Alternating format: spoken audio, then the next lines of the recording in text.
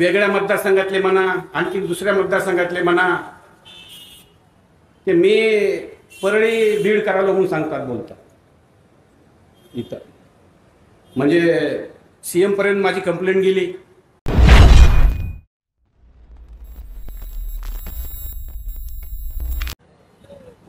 आता मला सगळ्यात ब्रिज व्हावा, रेल्वे ब्रिज व्हावा, हात वर करा कोणाकोणाला वाटते ब्रिज व्हावा.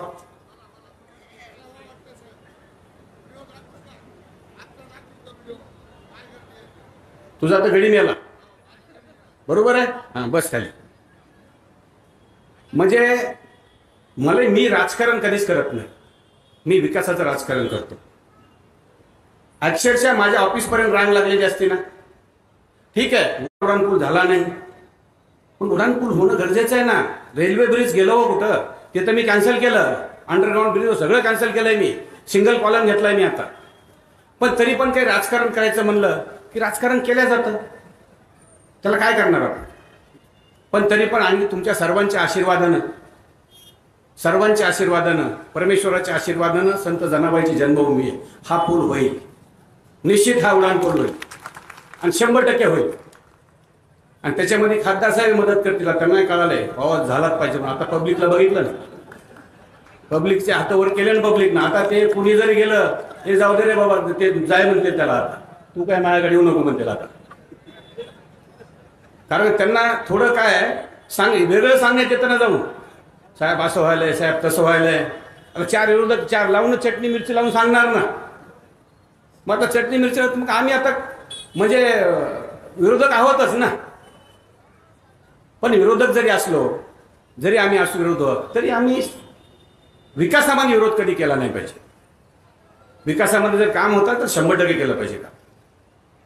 आता हे होऊ नये, हा ब्रिज तर होणारच आहे. मी बायपास पण करायच्या तयारीत आहे, पण बायपास पण झाला पाहिजे. कारण मोठे मोठे वाहनं जे आहेत आता खूप, आता तर 20 टायरी 50 टायराचे लोक ते आता ते काही निघाले, ते असे सगळे तर एका बाजूने गेले पाहिजे. मला ते बायपास आता कुठून चाललाय मी काही सांगणार नाही, बजाईल पण होईल, ते बायपास बी होईल, एवढंच सांगतो मी तुम्हाला. कारण का कुठून चाललाय, आतापासून जमीन घेणं चालू करतील तिकडे, त्याच्यामुळे आता सांगणार नाही कुठून चाललाय, सांगतो. तसं निश्चित मी इथं सगळ्या स्टेजवर बसलेल्या सर्व माझ्या इथं विरोधकही बसले असतील, माझेही बसले असतील, सर्वांना माझी एकच विनंती आहे, या जिल्ह्याचा सहकार असेल, कुठलंही काम असेल, विकासाचं काम असेल तर मिळून केलं पाहिजे, या मताचा मी आहे. आणि जिथं मिळून करायचं आहे तिथं मला अवश्य बोलवा, तिथं पुढाकार मी घ्यायला तयार आहे. माझी कुठल्याही कामाला, विकासाचं काम म्हणलं मग कुणाचंही असो, कुणाचाही क्रेडिट कुणालाही मिळो, ते काम करण्यासाठी पुढाकार मी घेतो. पाठीमागे राहा म्हणला पाठीमागे राहतो, पुढं व्हायचं पुढं होतो. काही ठिकाणी पुढं व्हायला जर प्रॉब्लेम असते, मी पुढं व्हायला तयारच आहे कुठंही. कारण काय, तुम्हाला माहित आहे, तुम्हाला किती दिवस नोकरी दे, तुम्ही तितके दिवस नोकरी देणार आहेत मला. ज्या दिवशी मला घरी बसतो, मी घरी बसवताल ना. त्याच्यामुळे ही तुमची चाकरी इमानदारीनं करायची, तुमची सेवा इमानदारीनं करायची.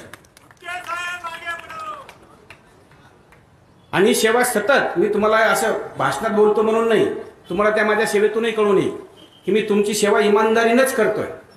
आणि कोणीही असो माझ्याकडं, तुम्ही बघितलं असं, येणाऱ्या माणसाचा फोन करत असतो, कुठल्या समाजाचा आहे, कुठल्या पक्षाचा आहे, कुठला कुणाचा आहे, काहीच बघत नाही.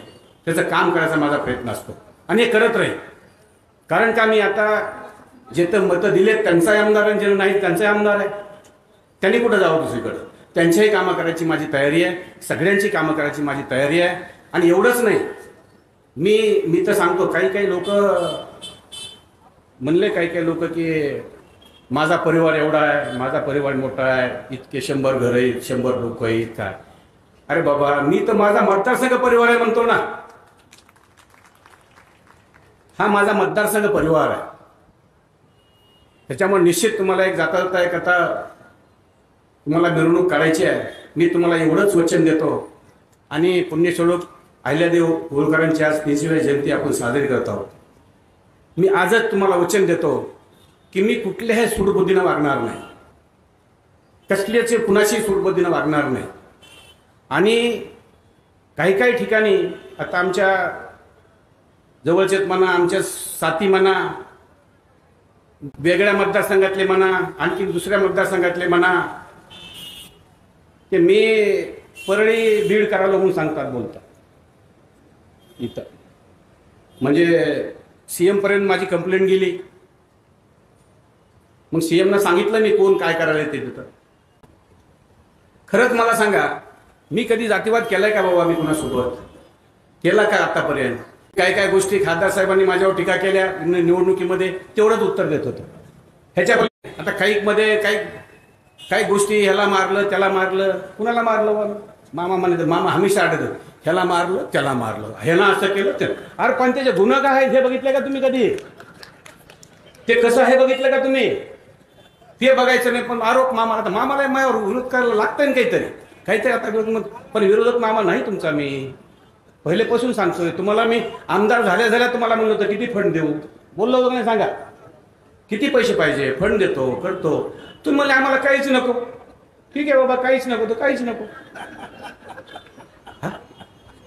आता राहिले विरोधात उभे पुन्हा मर्डरच करतो म्हणले. पण मामा मी बी इतका चालू आहे, मला कळत तुम्ही गाडी फोडणार आहात, तुमची गाडी फोडणार आहात. तुमची गाडी फोडून एक माणूस त्याच्या हातून तुम्ही गाडी फोडणार आहात. मी मग म्हणलं माझ्या अधिकाऱ्याला काय बोललो, अधिकाऱ्याचं नाव सांगत नाही बोललो. म्हणलं बाबा मामाला एक बॉडीगार्ड द्यावा लागतो. म्हणजे काय झालं? म्हणलं हे एक दोन दिवस अगोदर म्हणतात मामाची गाडी फुटणार आहे. म्हणलं मामाची गाडी फुटली नाही पाहिजे. मामावर कुठलाचंही कुणी म्हणलं काही कुठली गोष्ट केली नाही पाहिजे. हेली बोलविलं, हे म्हणले मला नको, हे म्हणले लिहून द्या. हे कुठं लिहून दिलं? हा मी दिला मग बॉडीगार्ड, गाडीतच बसविला बॉडीगार्ड. हो मामा हे लक्षात लय म्हणजे थोड्या डोक्याने लढलंय. हो खासदार साहेब 2-2 दिवस इथं मुक्काम करायचे. करा, मला माहित होतं काय करायचं. पुन्हा खासदार साहेब काय करतात मला माहित आहे ना. मी मुक्काम नाही केला कुठं. बघा परभणीला तर माझा नेता उभा होता खासदार साहेब. ठीक आहे ना, माझा नेता उभा होता, नेत्यासाठी मी केलं. आणि सगळ्याच माझ्या नेत्या, आमच्या मत त्या नेत्याच्या विरोधात ना, सगळे तुमच्या सोबत. मग तेव्हा मी तर राहून काहीतरी करू ना म्हणून केलं.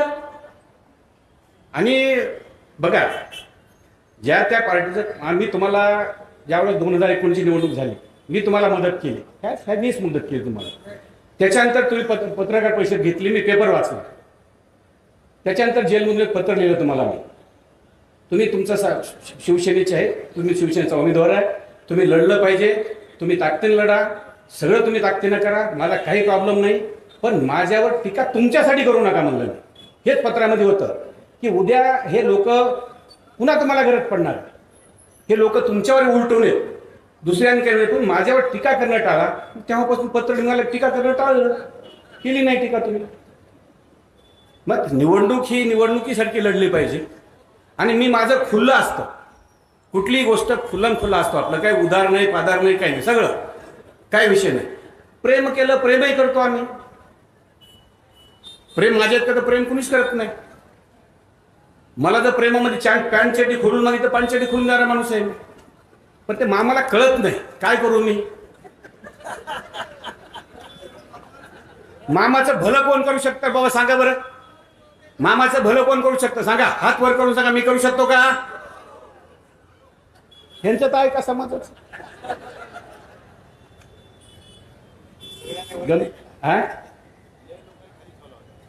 नाही हे बघा, हे असं इथले एकच केलं का नाही बघा, इथले एकच लावली का नाही बघा. हे जमू द्यायचं नाही. हो दुसरं काय जमू कुठं द्यायचं?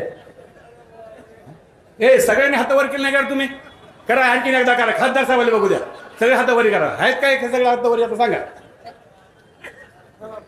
नाही ठराव पास झाला नाही, इथले एकच कसं केलं का साहेबांनी? बघा ना तुम्ही, जमू द्यायचं नाही.